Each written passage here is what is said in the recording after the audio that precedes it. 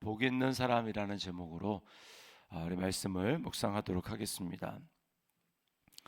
자, 이제 1절 말씀에 보니까 우리 시편 1편 전체가 악인들과 복 있는 사람, 의인들 이렇게 비교를 하고 있습니다. 자, 악인들을 보면 1절에 보니까 악인들의 꾀, 또 죄인들의 길, 오만한 자들의 자리에 이렇게 이야기를 합니다. 자, 이거는 죄가 습관화되고 또 죄가 더 깊어지는 심화되고 있는 과정을 우리 보여주고 있습니다. 우리가 죄를 짓는다고 바로 심판받지 않습니다. 반드시 죄는 이렇게 과정이 있죠. 과정이 있습니다. 그래서 어디서부터 시작합니까? 악인들의 꾀에서부터 시작을 합니다. 악인들의 꾀, 악인들의 생각이죠. 생각.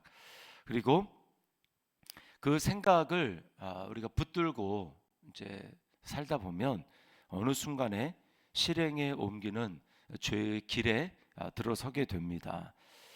그리고 그 길을 돌이키지 않고 계속 그 길을 가게 되면 그 길은 어디입니까? 오만한 자리에 앉는 것이죠. 앉는다라고 하는 것은 최종 목적지를 이야기를 해주고 더 이상 돌이킬 수 없음을 우리에게 보여주는 것입니다. 이것은 성공과 형통의 자리가 아니라 심판의 자리입니다. 자, 이걸 잘 보여주는 게 성경의 가룟 유다입니다. 가룟 유다. 처음에 가룟 유다가 어디서부터 시작했습니까? 마귀가 가룟 유다에게 예수를 팔 생각을 넣어 주었다. 생각부터 시작하죠. 누구나 그런 생각을 할 수가 있습니다. 근데 그 생각을 붙드느냐 아니면 그 생각을 거부하고 대적하면서 물리치느냐, 거기서부터 이제 차이가 나는 거죠. 근데 마귀는 가룟 유다는 어땠습니까? 그 생각을 자신의 것으로 취했습니다. 그래서 행동으로 옮기죠. 근데 주님께서는 우리 유다를 그냥 버려두지 않으십니다. 유다에게 끊임없이 유다만 알 수 있는 방식으로 예수님을 유다가 돌이킬 수 있는 기회를 여러 번 주십니다. 그래서 주님은 처음에 너희 중에 나를 팔 자가 있다 이렇게 이야기를 하시지 않습니까? 너희 중에 누군가 나를 판다. 딱 누구라고 지목하지 않으셨어요.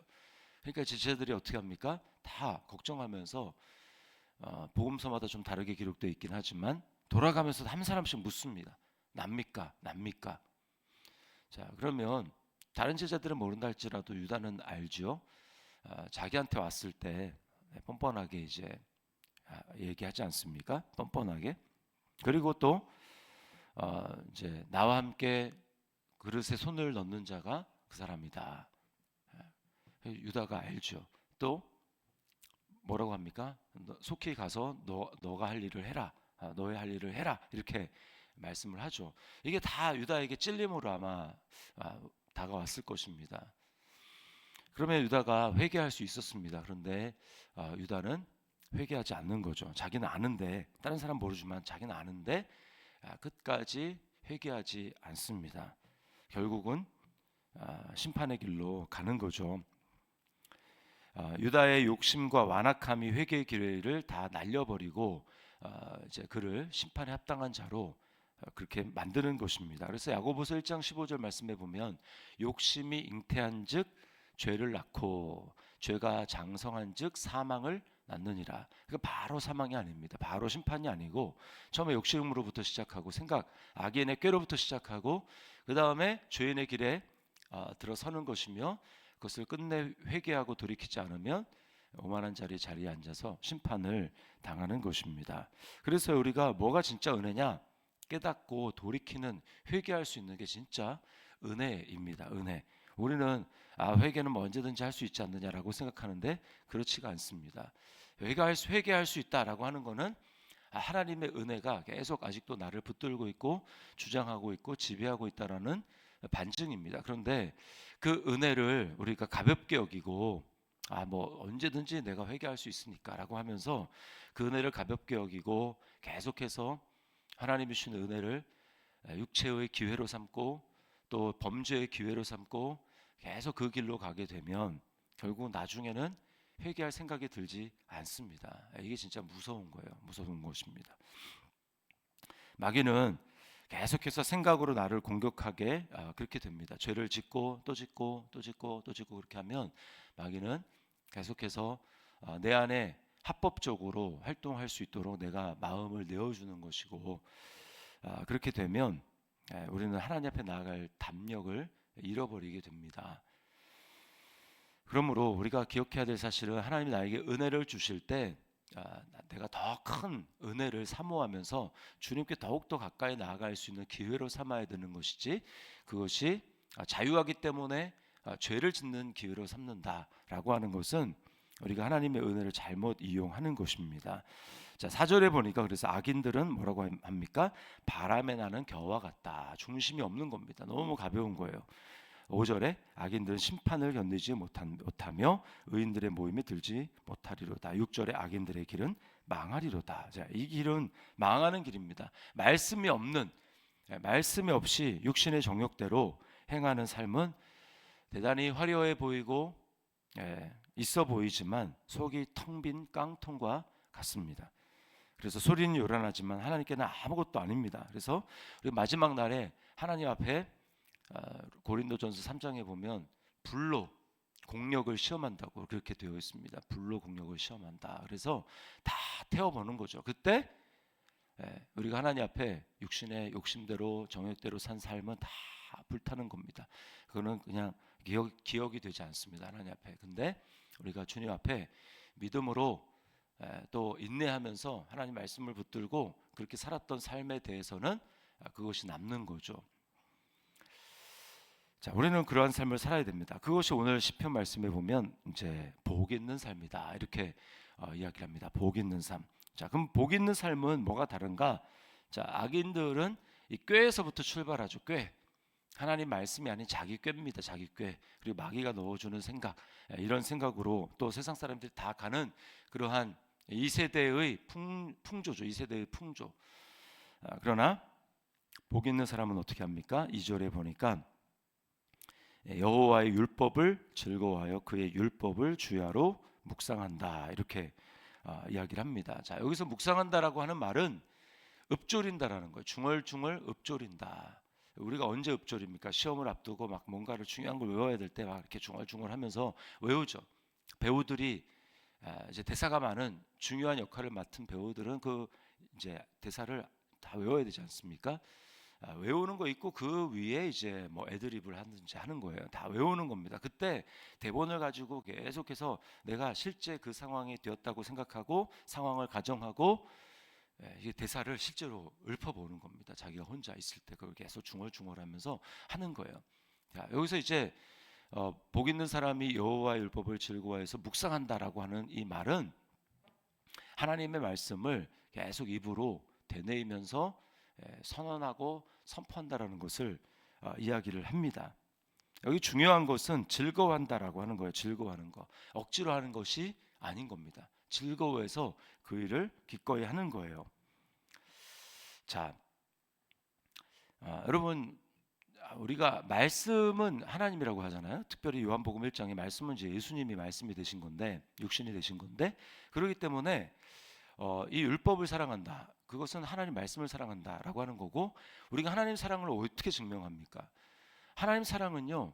말씀에 대한 사랑으로 나타나는 겁니다. 눈에 보이는 우리가 성경, 하나님의 말씀 이것을 계속해서 사랑하고 귀하게 여기고 그걸 어떻게 하면 내가 마음에 새기고 또 정말 눈앞에 보고 그래서 뭐 말씀 칼렌더를 눈앞에 두고 또 화장실에 두고 뭐 가는 데마다 또 말씀 카드 뽑은 거를 또 식탁에 넣어놓고 뭐 등등 해가지고 계속해서 우리가 말씀을 이제 눈앞에 두는 이유는 그것이 바로 보이지 않는 하나님에 대한 우리의 태도입니다. 그래서 말씀 우리가 성경 뭐 말씀에 대한 태도는 곧 하나님에 대한 태도예요. 말씀은 곧 하나님이십니다. 그래서 우리는 나 하나님 사랑한다, 뭐 하나님을 내가 기뻐한다, 좋아한다, 즐거워한다 어떻게 할 수 있습니까? 말씀을 좋아하는 것으로. 근데 하나님 사랑한다고 하는데 말씀을 읽질 않습니다. 말씀은 거의 뭐 대하지도 않고 그렇게 합니다. 그 사람은 거짓말을 하는 거예요. 요한일서에 보면 보이는 바 형제를 사랑하지 않는 자가 보이지 않는 하나님을 사랑할 수 없다. 그게 말씀으로 얘기하면 똑같습니다. 성경을 읽지 않는 자는 하나님을 사랑하지 않는 자입니다. 그것이 명확한 거예요. 자, 인간은요 죄 때문에 말씀을 사랑하지 않습니다. 말씀을 사랑하지 않아요. 즐거워하지 않습니다. 시내산에서 원래 하나님은 이스라엘 백성 전체와 함께 계속해서 하나님의 육성 그 음성을 들려줌으로 언약을 맺으려고 하셨어요. 그러나 죄 때문에 어떻습니까? 하나님 이러다가 막 우리 다 멸망당할 것 같아. 너무 두려우니까 제발 우리에게 말하지 마시고 모세를 통해서 하시면 우리가 듣겠다. 그렇게 한 거죠. 그래서 모세를 통해서 언약을 맺은 겁니다. 원래는 하나님은 직접 백성이 숫자가 많지만 직접 언약을 맺으려고 하셨어요. 그러나 그들이 죄 때문에 말씀을 즐거워하지 않았습니다. 이게 인간입니다. 인간은 하나님 말씀을 즐거워하지 않아요. 그러나 우리에게 소망이 되신 예수 그리스도, 우리의 구원자가 되신 예수님은 어떻습니까? 예수님은 말씀을 즐거워하신 분이었습니다. 말씀을 기뻐하시고 말씀을 사랑하시고 말씀을 사랑하는 만큼 또 하나님을 아버지를 사랑하셨어요.